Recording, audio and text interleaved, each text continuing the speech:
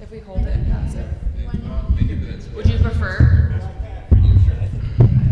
Thank you. I just got back.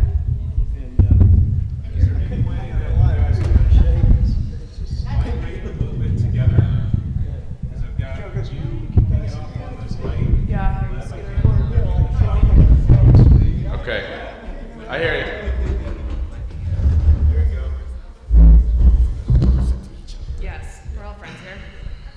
Is that good? Okay, if you guys don't lean left or right, then we'll get in the shot. Are we in there? You mean if I don't lean right and he doesn't lean left? Okay. Don't lean any more right. Okay. You don't lean any more left. You guys are gonna have to lean on my behalf, okay? Lean on. I always try to walk the middle path.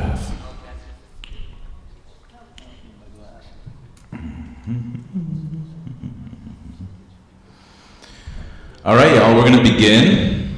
Thank you for attending the first ever Regenerate Tampa Bay food panel. All right, I'm super excited to have this all-star cast on stage here today. I'm going to introduce everybody very briefly, and then I'm going to frame the conversation just slightly, and although we'll allow the frame to be flexible, you know, it'll be like a natural building situation, so we can add, it'll be modular, so if the conversation shifts, it'll be lovely, actually, emergent. And then I'll let everybody introduce themselves a little bit, so I'm just going to briefly say your name, your organization, okay? So we got first to my left, we got Jon Butts. All right, Jon Butts in the house, let's go, give him some love.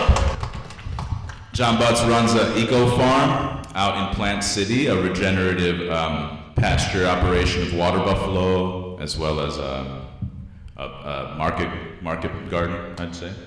And yeah, I'll let you talk a little bit about yourself here in a little bit. We got Joe Dalessio. Joe, I used to call him Joe Meacham. Did they tell you about that?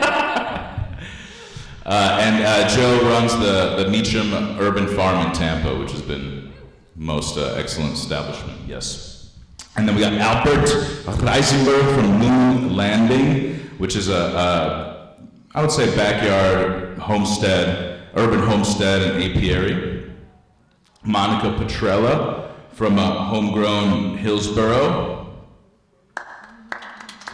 Monica!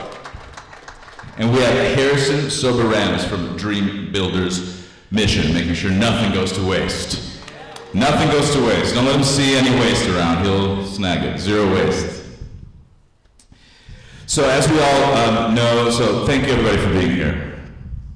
And as we all know, we have severe issues in our food systems. I feel if you all are here, you already know that, and I don't need to really list statistics or talk about the land depletion, talk about the food insecurity, talk about the nutrition deficiency in the food that we do have.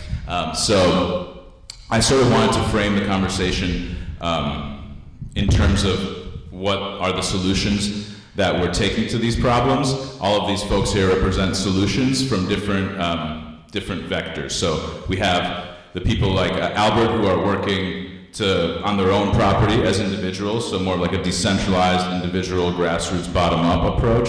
And then we have more like Monica working with the county, so more of a, I guess, more centralized kind of a top-down approach or something like this from our institutions that we're all doing together. So there's these two different approaches, and I just wanted these folks to highlight how they're coming at this problem from different perspectives and different places. So my first question, remember we gotta have the mic right in front of our mouths. So my first question is, what is your current mission and project, if you could tell us a little bit more about what you're doing, and what inspired you to that project? And also, what is your audacious 10-year vision, like your impossible dream, if everything could just like work out, the stars align? Two stars. We're gonna start with Jon first and then build on that.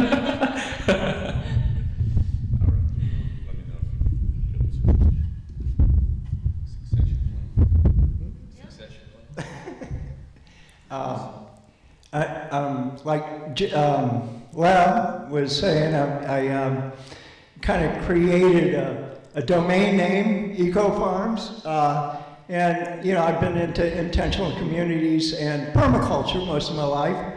I don't know, I read the book Holistic Resource Management. Are you familiar with that book? And kind of believe in those principles and the principles of permaculture, and that's the way I try to farm and try to live.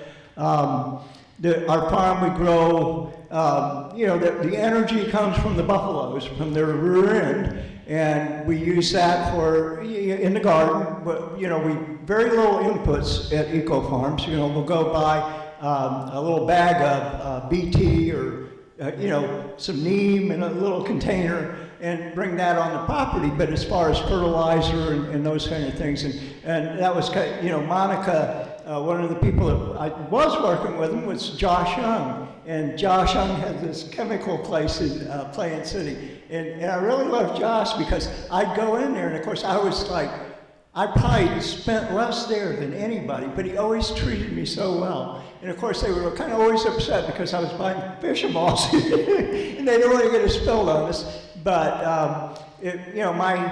I don't know, in 10 years, I don't know. I'll be glad if I can get the next year, I can sit here. I'm very healthy and I'm sure I'll live a little bit longer, but I'm very fearful, I very much care about the planet. And I guess the reason, early on in my life, I kind of saw the evils of capitalism and, I lived through the first Earth Day, and I thought it was really important. And then also Jimmy Carter. I don't know. He was my hero, and he had us going 55 miles an hour on the interstate.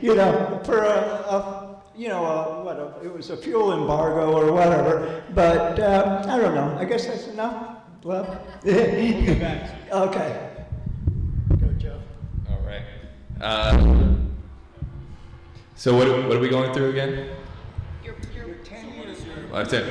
Yeah. What is your project? All right, so Your tenure, and then what is your tenure? okay. My name is Joe Dalessio.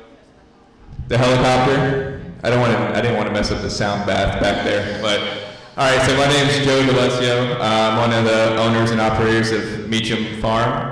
We are a 2.5-acre urban farm located in downtown Tampa.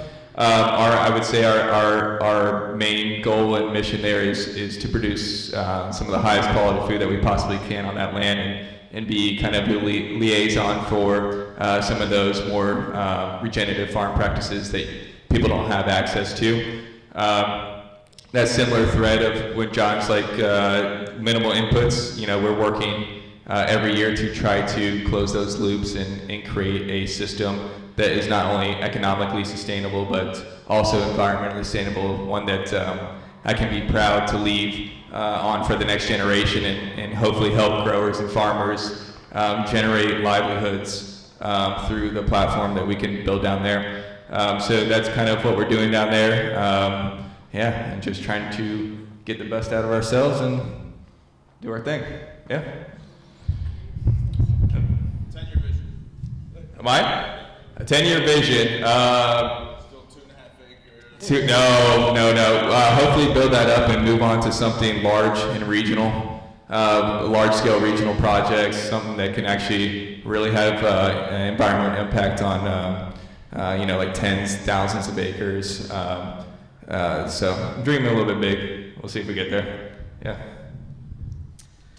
Hi everyone, my name is Albert and I run the Moon Landing Garden and Apiary. It's a regenerative urban homestead. I live in Gulfport and this is a tiny, less than an eighth of an acre space.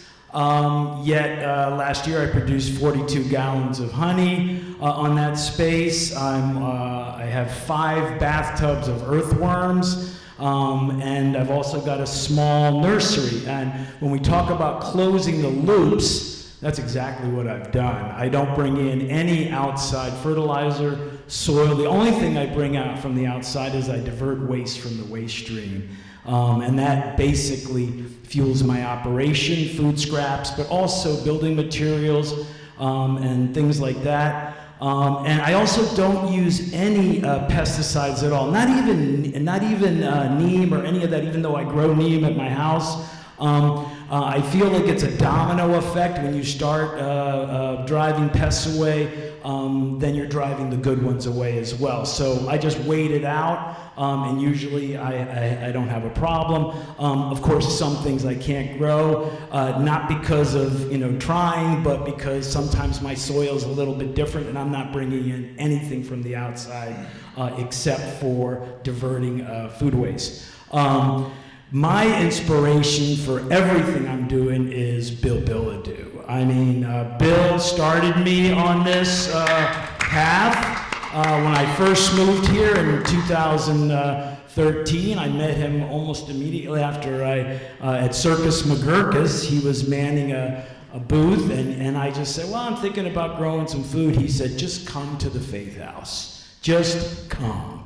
And I came, and I was diligent. I went there every week for about 6 years, and I'm doing much differently than what's going on there, but much of what I'm doing was inspired by Bill and what we were doing at the Faith House at the time.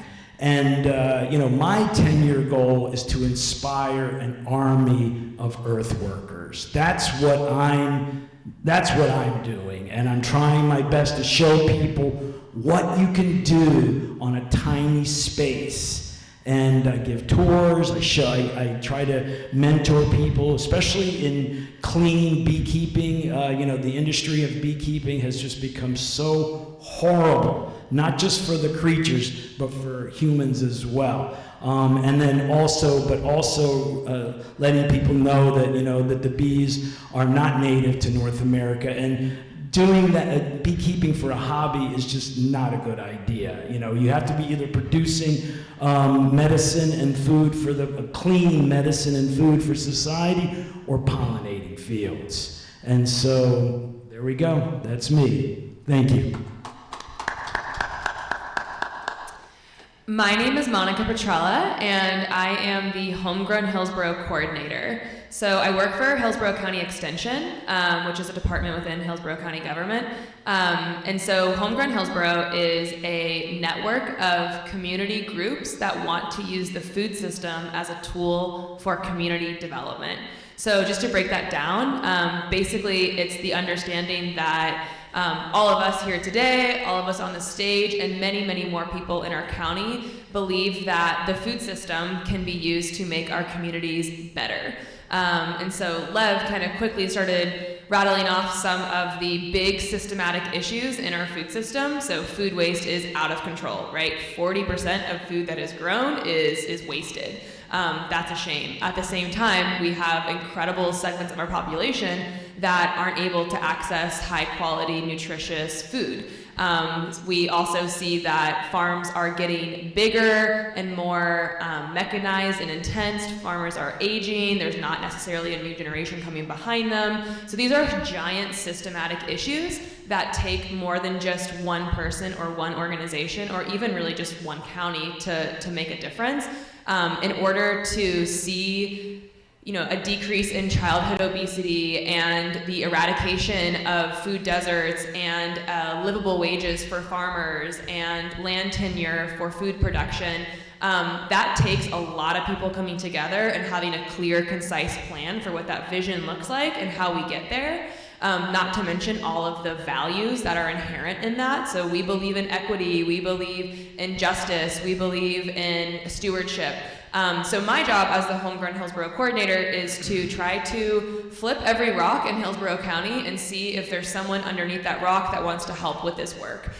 Because the belief is that if we all do a little bit in our own special ways, then we can see these bigger systematic changes. And so it's a long-term project. It's something that takes a lot of relationship building. It takes a lot of terminology. It takes a lot of policy. It takes a lot of money. And so hopefully if we all can do a little bit, then we'll be more likely to accomplish our common goals, which might be things like a robust farm-to-school program, might be things like securing land for the next generation of farmers, might be things like trying to get farmers to transition to regenerative practices to help our watershed.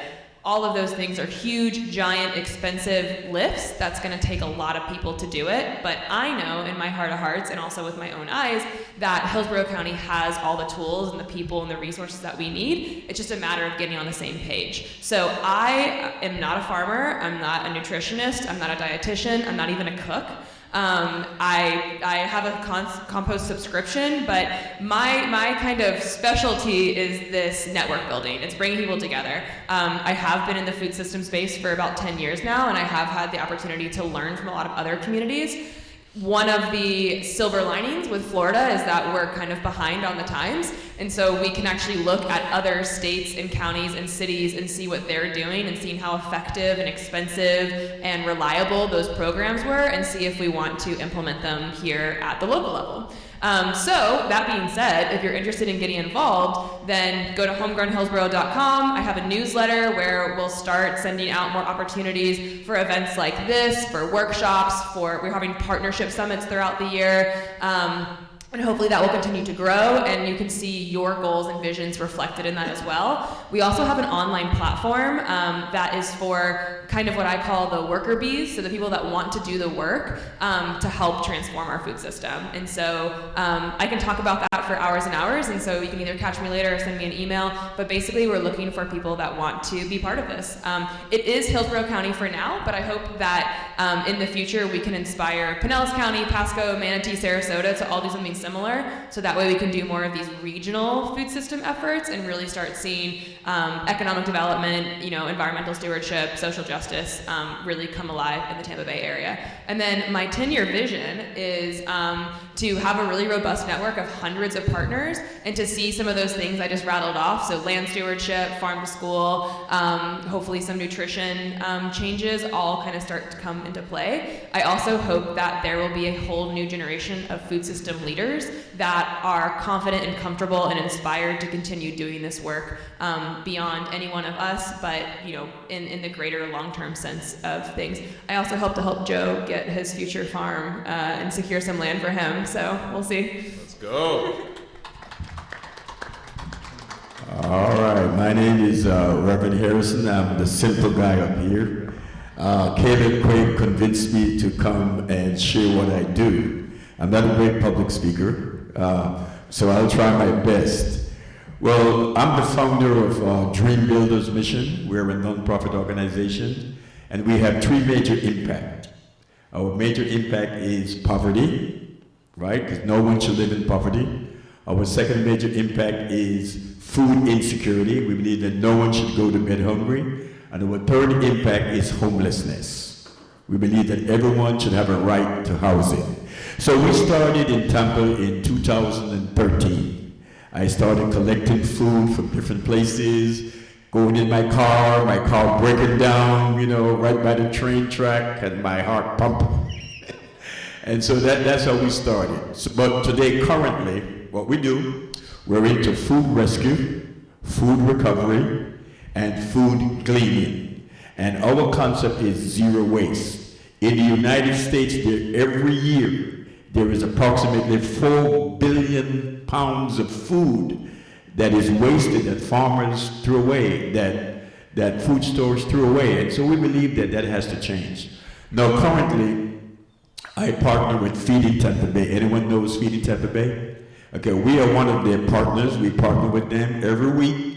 We go to Feeding Tampa Bay and we pick up food from them. We also are partnered with the USDA program. They have a USDA program. It's called TFAP, Temporary Emergency Food Assistance Program. So every year, it's a government program. There are regulations, right? So every week, we picked up about 4,000 pounds of food every Monday. Now, when we get this food, what we do every Tuesday, we have a food pantry. So our food pantry operates every Tuesday, and we serve up to 200 families. That's a lot of families. We serve 200 families every Tuesday from our location at 8131 Nebraska Avenue. And so and our neighborhood is considered a food desert, which is designated by the USDA, and a food desert simply means that residents, there is a lack of available food or supermarket in their immediate neighborhood. They have to go so far just to be able to buy fresh foods, or any kind of staples. So we are considered a food desert. Now, food insecurity in Hillsborough County alone, 1 in every 7 residents, since someone say 1 in every 7, is affected by food insecurity. That's unacceptable. That is really unacceptable. I believe that being the richest country in the United States, I remember when I was 17 years old, I wanted to come to the United States so bad, because I had my sisters here and they said how rich this country is. And so I got my visa. I just want to digress. I got my visa and I came to the United States, this rich country. And let me tell you something, this is the greatest country in the whole wide world, because you can be a nobody and you can come up to somebody and you can make a difference in other people's lives. So at Dream Builders Mission, our motto is rebuilding lives and restoring dignity. So that's what we do every Tuesday. Now my 10-year vision, we distribute the food to families, but my 10-year vision is to build a state-of-the-art food hub. State-of-the-art. Not only will we be distributing the food to the families, once a week we will have different small agencies that cannot, that do not work with Feeding Tampa Bay. They will come to our food hub and they will receive bulk food that they can turn around, go into their neighborhoods and distribute those food to their constituents. So that is my 10-year goal. Beautiful. Just wondering, do you also give classes on public speaking by chance? Really underselling. I like the strategy there. I suck at it. Every Monday, Caleb goes to Whole Foods. Every weekend he goes to Whole Foods and he brings a whole truckload to our food pantry. And he keeps telling me, man, you're a speaker. You need to let people know what you do.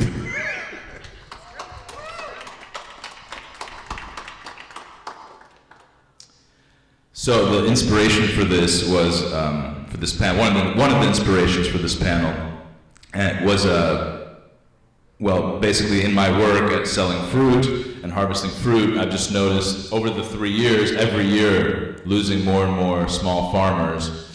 And y'all know what's happening with the orange industry in Florida and just in general, to the agricultural industry. People are just buying up the land.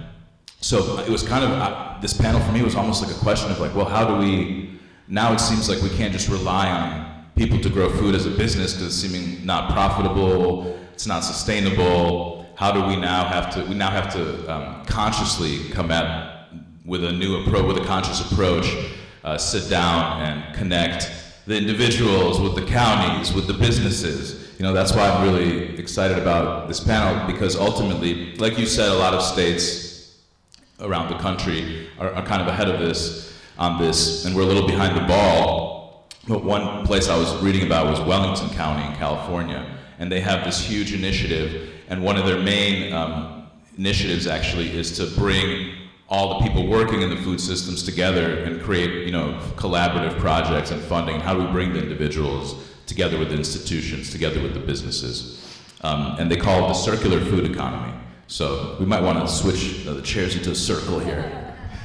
But the next question really, well, there's 3 tenets to the circular food economy, and one of them being food waste. So I think that's such a huge issue, so I wanted to kind of audible here and devote a question to food waste and the challenges around that, and just maybe everybody can go around. I know, like, I was just helping John spread manure the other day, so I know what happens to the waste on his farm, but just to speak to that a little bit, Albert has been a great inspiration for me to like buy nothing, waste nothing, you know, and I'm always like, Albert's on one shoulder all the time whenever I'm buying a coffee or something, like, do you really need that, bro? But, so I just want all of you to speak a little bit. It seems like we have a lot of experience here dealing with that, and speak to maybe how you're creating life out of the waste, and what you see, maybe Monica, what you see happening, and Joe, how you incorporate that into your business model, and John, Water Buffalo. Can we just take this off? Well, Wendell helps me with this. We have these water buffalo, and to milk them, they want a treat. So we dumpster dive, and we dumpster dive a lot of watermelons and cut them up for them. But and of course, I know the guy there in the flea market in Plain City, and he's going, well, it cost me $30 a ton to dump this stuff. And it's always there, but there's a lot of people going after that same food, but we're very, thrifty, and we don't mind, like there's some pretty tomatoes, and we don't have tomatoes, we dumpster dive ourselves. I don't know, to me it's always been, we got a big problem, and you got to look at the whole problem to solve the problem. And us worried about food. Well, I think our for-profit economy and country are a major part of the problem. And the media, we're very uninformed people. And I think if we were more informed, I think we would be more connected to nature, and we would grow more vegetables and stuff like that. But, I don't think Publix wants us to do that, or Winn-Dixie, or any of those places. And they're the ones that do the, all the advertising. And, like I say, I think we have to look at the whole big picture, which, like I say, I can't really solve the problem. But one thing that really concerns me is young people, and their hatred of politics. Now, true, I hate politicians, but the reality in the United States, we only have one thing, and that's our vote. And we have to really pay attention here and realize that, what we hear on the TV and on the radio is kind of BS. And the reality in Tampa Bay, the only really place that I feel that free speech is still alive is this old WMNF community radio in Tampa, and really even a food system. If it's ever going to be solved, like I say, it has to be solved through something besides for-profit approach. All right, my for-profit approach.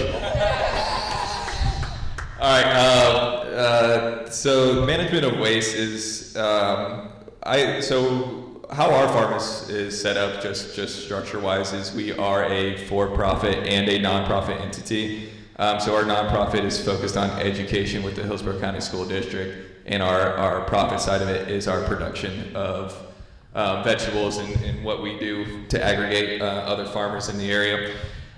So our approach to waste on the farm is, we are a different model than conventional agricultural system, and we are direct to market, direct to consumer operation.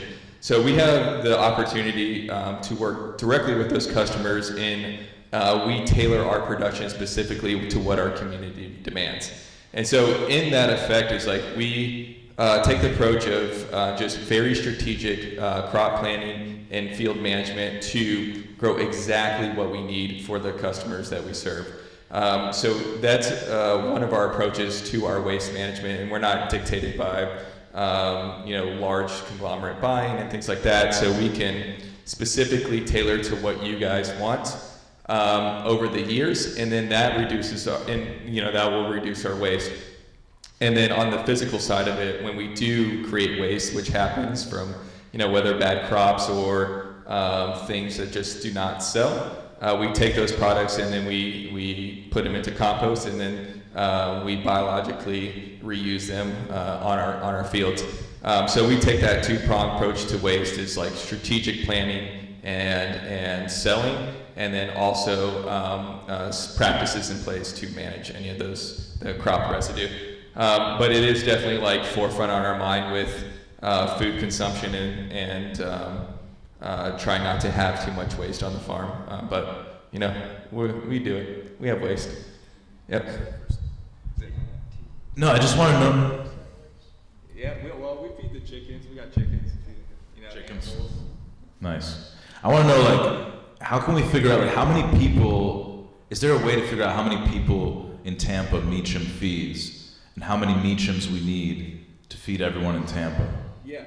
Maybe just one really, I don't know, probably be better to have a more resilient system and have a few Meachams. Yeah, I think that is definitely the approach to agriculture, is to have more farmers and more farmers growing food and educating people on how to grow their own food. But you know, this is just like we're running the model, right? So we can collect data over the next 10 years to actually see how many we feed. You know, right now we're, you know, in the like 500 range per week, something like that. And I don't know how far that extends out from there. But definitely the more the better, the more resilient that system would be, the more very serious, intentional growers that there are out there, the more food that we can produce for the community. That's ultimately what it's about. It's like feeding people, you know, and we try to work like social programs to get that food into the hands of people that need them, whether through our SNAP programs or working directly with the housing around us to get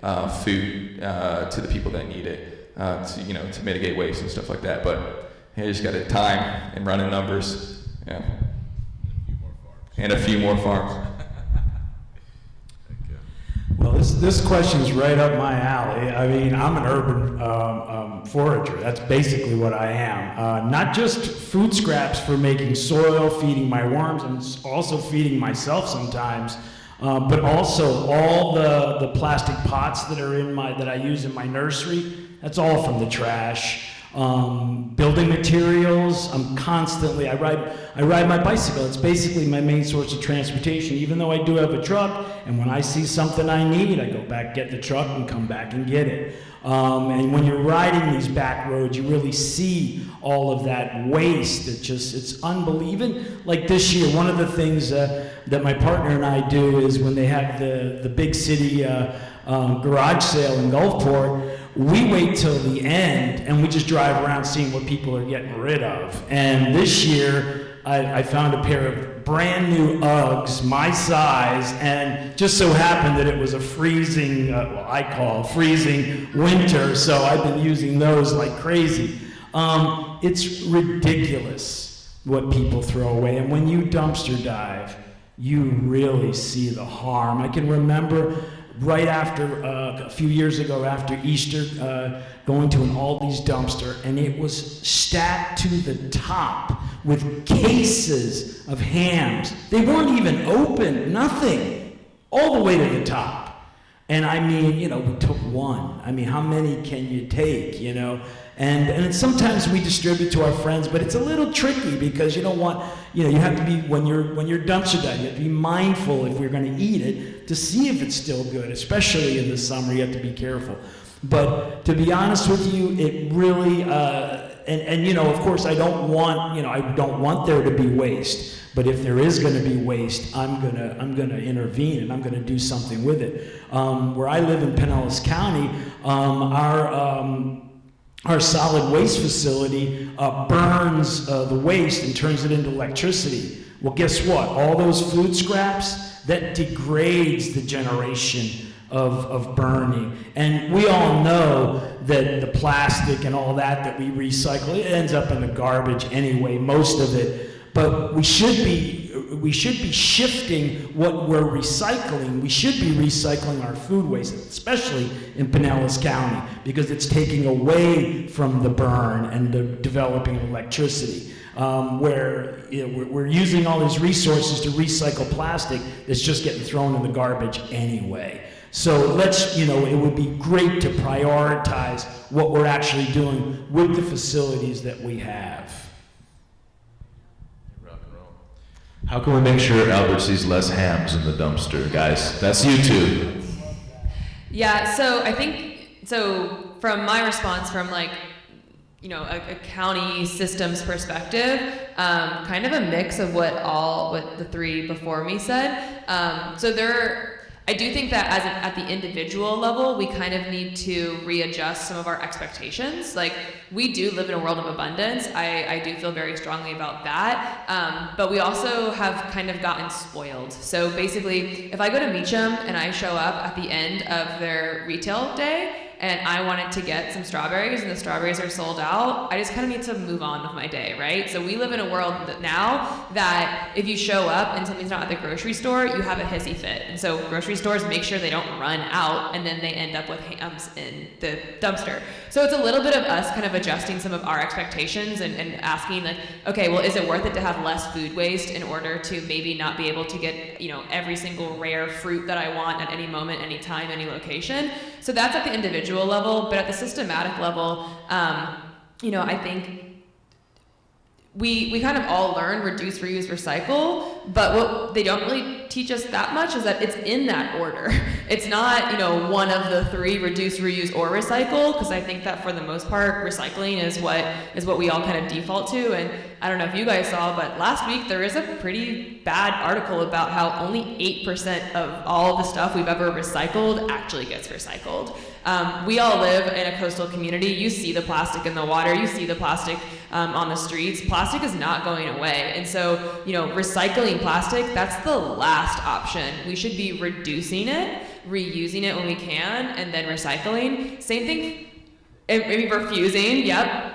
But, at the same time, like if I go and yell at a manufacturer, they're not going to change their materials because of me. If we all did, then there is power in that. So that's kind of like the vision. But as it comes to food waste specifically, there are individual solutions so that you can go to generally like a local community garden and drop off your scraps. There's also a paid service, Renewable. I don't know if anybody here is from Renewable. I'm a member. It does cost money, so that's not maybe the most like equitable, accessible solution, but that is a solution. I live in a condo, so I can't backyard compost because I don't have a yard to do that. And so I pay for this service. Well, if enough of us all wanted to do it, then we can make demands of our local county, of our local city to say, institute countywide, citywide composting. Basically, this model already exists. It's the same thing as if you were recycling. You put it in your bin in your kitchen, and then when that gets full, you take it to your bin out on the street. My composting gets picked up on the same day as the rest of my trash does. So it's like no extra work for me, but it does cost $30 a month. And so that is a choice that me and my husband made. That might not be something that everybody can do, but if we get a big enough scale of us, then we can put pressure on the county to hopefully spend the millions of dollars it takes to develop this stuff. Luckily, things are getting so dire that big institutions are starting to kind of plan ahead. In 20 years, Hillsborough County will not have enough landfill space for our predicted population. In 20 years, we're not gonna have enough space for all the trash that we are on track to create. And so right now, like the county is trying to see what we can implement, but it's not part of our culture yet. It really isn't. I'm sure all of us here are very pro composting, pro dumpster diving and food recovery and all of that, but we're a small segment of the population. We really need to expand the culture so that much like I think that recycling is a pretty far and wide felt thing in the last few years as it's become discovered that maybe it's not the most effective. It's kind of dropped off, but I grew up in a household where recycling was just the way of the world. Let's expand upon that and make it so that food recovery, food waste is part of just who we are, and then demand that these institutions respond to it. So there's a lot of different things, but I also think supporting local farmers and being able to have that more intimate relationship where they can plan production according to kind of you and your family need at that local level will also kind of help reduce some of the excess waste. But food waste is incredible. If you haven't before, volunteer at a food pantry and you will see the massive amounts of high quality protein that would be thrown away if people like my friend next to me didn't go and recover it. And it's a total shame and waste, and it's sad, and it's so we should be doing everything we can to make it so that it's useful. All right, so our food waste role is that we currently partner with 3 Walmart stores, 2 public stores, Sam's Club, Fresh Market, and Whole Foods. Those are our partners. Every week, can someone say every week, which is 52 weeks a year, we have volunteers that goes to these different stores 3 times a week, Monday, Wednesdays, and Fridays. So our volunteers go to these stores I mentioned, and we pick up whatever food that they would normally dispose of, and our volunteers picks up all those food. It can be meat, produce, any type of food we get from these stores, and we bring it to our food pantry. We have 5 big refrigerators, freezers, refrigerators, and so when we get those food that would have been thrown out by those stores, we get them and we store them in our refrigerators and in our freezers, and then on Tuesdays, we distribute these foods. And let me tell you what, we are getting ready, we're in the process now of just not going to the stores, but don't be surprised if some of you farmers, these farms get a call from us. We're starting a new concept where we want to go out and do food gleaning. We are going to call you and ask you, would you like for us to bring volunteers to come and glean your harvest for you during the harvest time, and then we can leave there with food that the farmer would normally not sell, and we can get those food. We can bring those food back to our food pantry. Currently, we're waiting for a major grant from the Community Foundation of Tampa Bay to purchase a 26-foot refrigerated truck. Now, we've been speaking with them, and our chances are excellent, so we're just waiting. They say April. I was telling someone earlier, I would like to speed up the month of March. So I can look at my email sometime in the early morning of April and say, dear Mr. Soberanis, we want to let you know that you have been selected, blase, blase. And the moment we get that money, we're going out to buy our refrigerated food truck, and that's when we're going to start our food gleaning. There, Lev told me, he told me he had a whole lot of contacts. Trust you, you'll be hearing from me. So that's our food waste concept. We go to all these stores, all volunteers, in their truck, in their cars, and all these 6 different wholesale markets they go every week. Last year, we collected from food waste almost 400,000 pounds of food. Wow. Can somebody say that's a lot of food? Albert, that's almost as much as you. Yeah. We are so busy there that sometimes I just stay home because it's a lot of work. Food is always coming in. And we also work with large food large non-profit food outreaches. We work with Farm Share. We get a whole semi-truck full of food and vegetables from Farm Share. We work with One More Child. Anyone heard of One More Child? We work with One More Child. Every week we go to One More Child, all the way in Lakeland. And we pick up a whole truckload of whatever vegetables that's been donated to them. Now we're going to Publix once a month, and they're giving us 100 banana boxes filled with food. Isn't that awesome? That is so awesome. And we take this food. Now recently we've been turning away people because we don't have enough food. But with our new food cleaning and that refrigerated truck and Homegrown Hillsborough, you'll be hearing from me. All righty? I wanted to add something. So right now, the bulk of the food scraps that I get come from New Creations Church, very similar to what this gentleman's doing. And basically, when they get their pickups, I'm there twice a week, and then whatever they can't use that's going to be good worm food or going to make soil, I take it. And it's been an incredible partnership. They really love the idea. And it was interesting because when you are a dumpster diver and it is fueling your operation, sometimes you don't have anything to fuel it with. And when you're dealing with worms, living creatures, you've got to figure it out. So I called in my area, there was 5 food pantries, all run by churches. And I called all of them, contacted all of them, and only one of them was willing to let me come and do it, which I was really surprised. One of the people said, we don't throw anything away. And you know, I've been doing this for 10 years. I know that half of what they got. I mean, I'm sure you guys have to throw away a good bit of what you get, right? you're sorting through. You get a bag of potatoes, there's gonna be one bad one, and that's why they're getting rid of it, you know? Same thing with oranges, same thing with lemons, same thing with so many things. So just wanted to add that. So we got about 15, 20 minutes left, and I have 2 questions left. But I'm gonna ask the second one first, because I wanna leave us on a lighter note. But is there any hope? Yeah. John almost didn't come because he was like, I don't want to be a downer. He called, he's like, I don't know if there's any hope. We did this Earth Day, we keep doing stuff. John's like, don't ask John. We're gonna come to John last on this one. First, we're gonna play a game called Can We Give John Some Hope? So really just, let's start back with Harrison, if you don't mind, and we'll send it back this way. Give us some highlights of hope, or just tell us, however you see it. Maybe you don't see any hope. My hope would be to everyone here. My word to you would be to find a need and fulfill it. You know, in 1990, my wife and I was looking at the news media in Los Angeles, and on that evening, there were all these homeless people sleeping on the streets of Skid Row. And I saw that news, 1990. And in my heart, God spoke to me and said, you need to do something to help those people. Well, that's all I needed.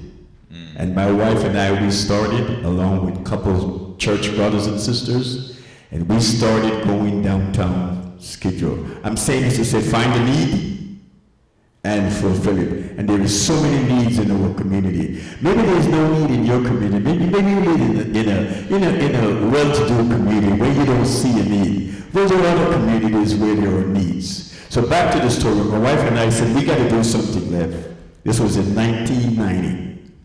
And she and I and a couple of friends, we took our home money. We went to Smart and Final. I don't think there's any Smart and Final here.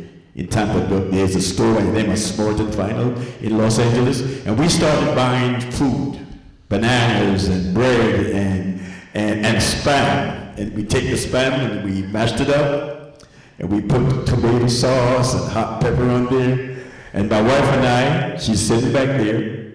She's back there. We've been married 35 years. Awesome lady, amen. Without her, I wouldn't be here. So anyway, the point is that we took those sandwiches to Skid Row. And by the time we got there, in 5 minutes' time, all the food was gone. And so I said, I got to do something to help these people more. So I began to attend meetings.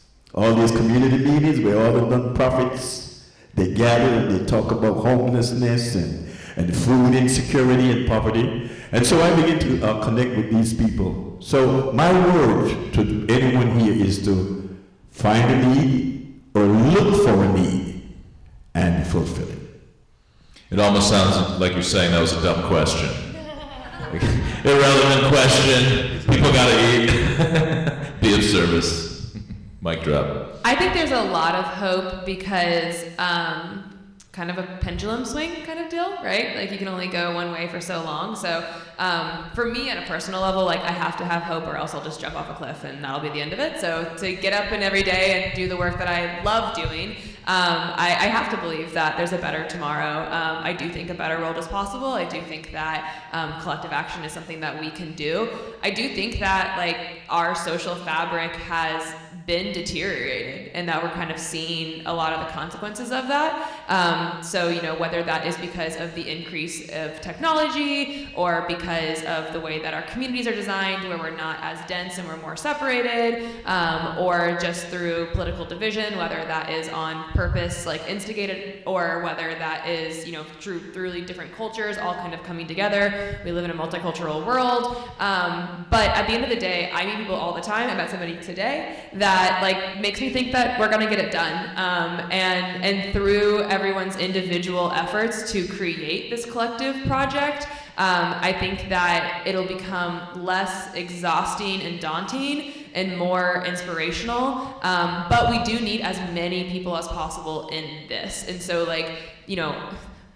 you guys all showed up today, and unfortunately your homework is to go bring someone to show up next year. And you have to be throwing the ladder back behind you. You have to be getting more people into the fold. And it does take a long time. Like, these are hard conversations. There's a lot of big principles that surround them. There is time that it takes to show up to a meeting. We all came today on our Saturday when we could be doing something else. But slowly, I think that, well, I know that power builds power, and so once we do get some momentum, I think it can happen quickly. And I think that the momentum is starting today, and it has already been started. We all stand on shoulders of giants. We all have people that came before us.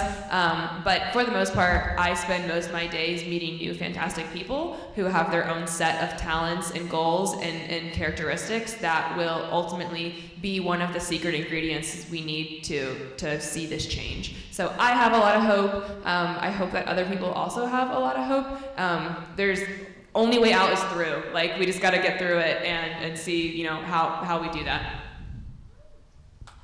Thank you.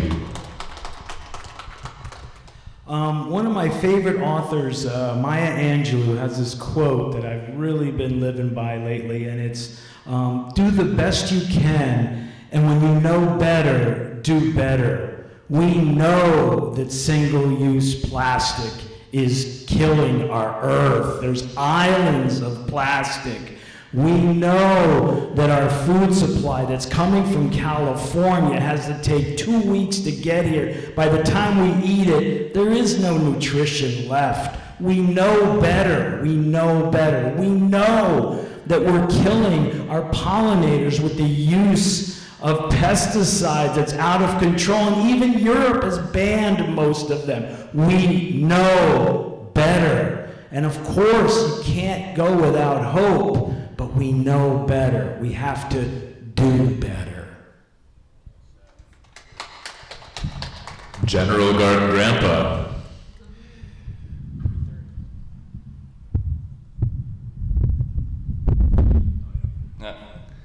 I have hope. Yeah. That's why I'm doing it. Yeah. Otherwise, I wouldn't do it. So that's pretty much it. I got nothing profound. Thank you. I'm just looking for hope. Yeah, you got it. Did we do it, John? Did we convince you? You know, a while back I got a grandson, and you know, he kind of looked at me, and I forget what I was trying to get him to recycle or consider. You know, I did that radio show for like 17 years, you know, on sustainable living, and here these kids are buying single-use containers, and they're, you know, just, I don't know. But anyhow, he goes, "Grandpa, you just got to give up. It's too late. It's too late."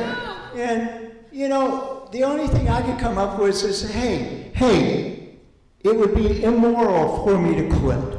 So I'm going to stick in there, and I'm going to keep trying. But the reality is, you know, factually, you know, objectively, I don't have hope. Well, I'll just,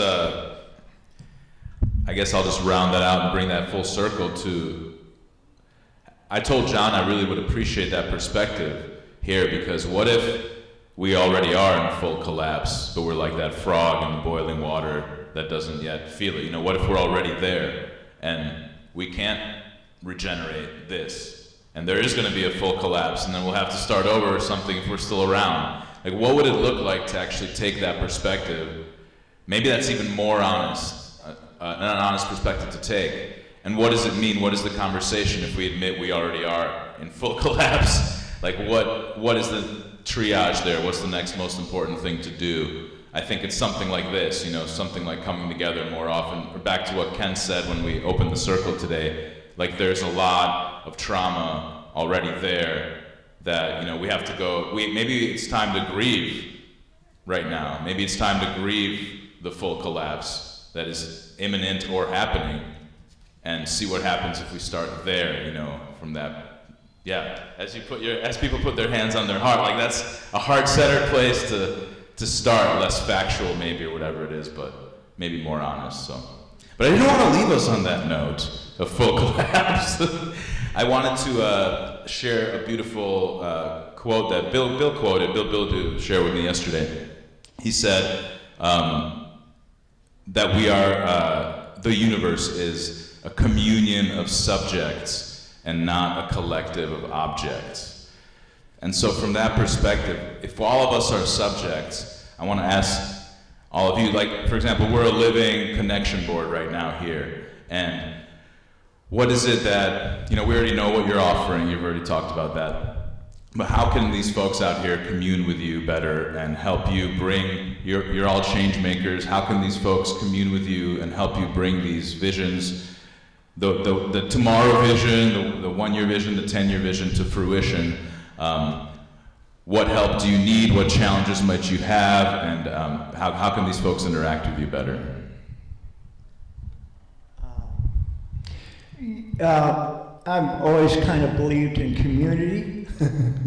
And I think that's, our problems are always, our personal stories. And somehow we got to divorce those and kind of look at the big picture and realize that, we live on this little finite planet, this little beautiful planet, and when you talk about the universe, we're not even a speck of dust. And we really have to, I love nature, I love animals, I love you, but we don't live in that world. And as I say, I'm 75 years old, and I've sat through panels like this. I've pleaded with people. I've cried over this. I sleep with it. But I'm not going to quit. I love people. I love the nature. I can't quit. But I don't. I kind of forgot the question. How can they help you not quit? Yeah. Well, come join come on in and help me melt the business. Oh yeah, on Wednesday, we meet at the farm. Well, we go to a flea market out there in Plant City, and that's buying local. I mean, flea markets are really cool places. I mean, I quit paying taxes, and I still have a business. But the reality is I live so friggin' cheap that they could come and audit me, and they'd never find a thing on me because I just live as a minimalist. But anyhow, we get together, friends of ours, Greg, the pizza man, Wendell, the ex-extension person, and whoever, and Lev's been coming out there, and we talk about these things, we dumpster dive, we eat together. I don't know, it's a long trip, Plant City, but we certainly have a good time, and when we get done, we all hug each other. We all love each other. And it's really, I don't know, everybody comes out there and says, well, this gives me hope coming out here. But hey, you're all welcome. My wife really kind of has a fit. but still, we love to see you out there. It is the best group hug this side of San Francisco. And the water, he also has water buffalo milk and water buffalo meat, so they harvest their buffalo once in a while and they milk them every week. It's so good. I make yogurt out of it.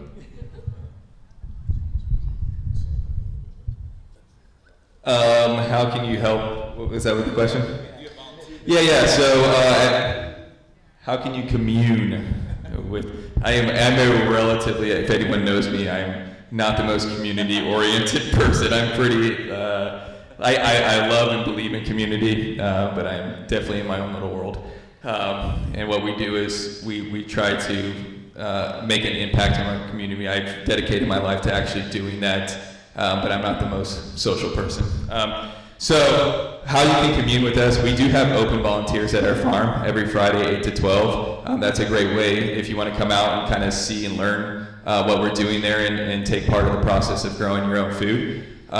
You can, connect us to people, but really the big way to help is trying to grow and use more of your own food. Shop with local farmers. Try to eat more seasonal, try to sustain yourself and off the environment that surrounds you. So that's a great way to support us, and we look forward to growing food for all y'all. Tell them about the sauna. Oh, we got, if you want to yeah, we got a mobile sauna there if you guys ever want to sign up for that and kind of help with the physical body. We got that on site.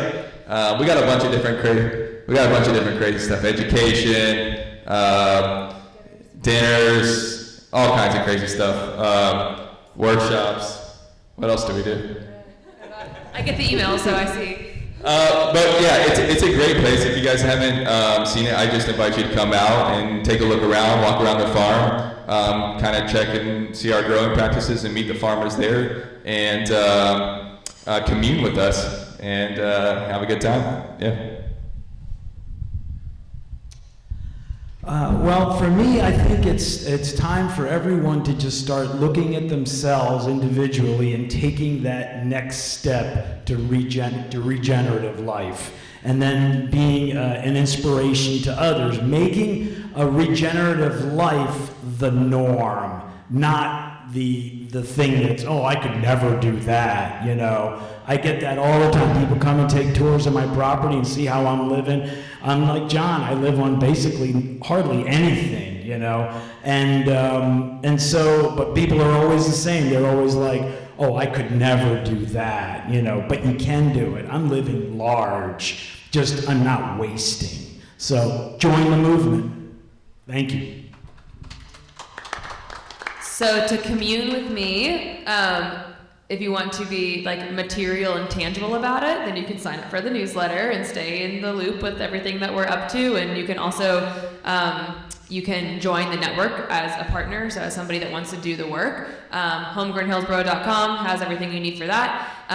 But I guess like intangibly or immaterially, just start to kind of ask yourself, how can you contribute to this greater food system? And so whether that's things like buying less plastic, or supporting more local farmers, or trying to volunteer every once in a while, or trying new recipes, understanding new cultures, I don't know, things like that. All of that is going to ultimately kind of strengthen this community food fabric that we have. And so yeah, there's lots of ways that you can kind of, you don't need to change much. You can be where you are and ask yourself how, from your current vantage point, how can you contribute? It doesn't have to be a huge lifestyle change, and you don't have to, swear off everything for the rest of your life. You can, from where you are today, you can slowly kind of start to make those connections and transitions that will, over time, hopefully inspire more people to do it, and then that collective action, that systematic change can be realized.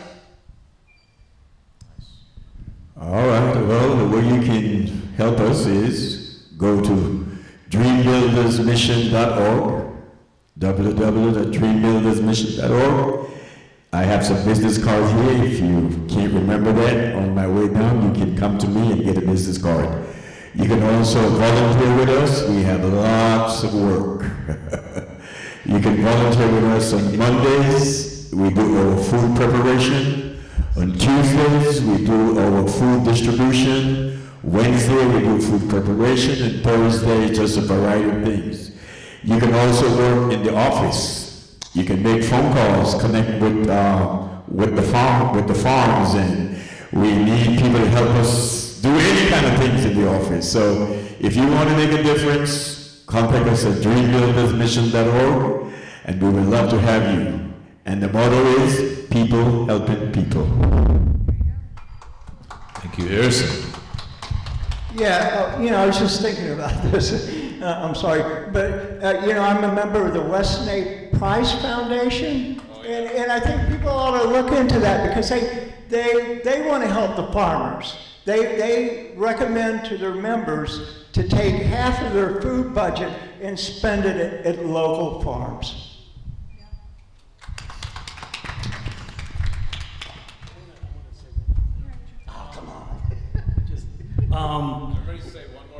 Just one more thing.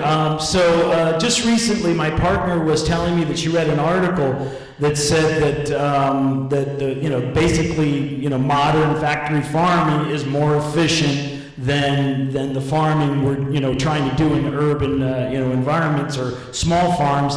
And the thing that's so interesting is they do these studies and they don't put in the offsets of the fuel that it takes to to bring it over here, the lower, nutritional level, and so many different things that and then how much is actually thrown away. If you just take that into account right there, that evens the score. And I think that's, for some reason, society is going by these parameters that are so tight when they're trying to say this is better than this, when they're not taking everything into account.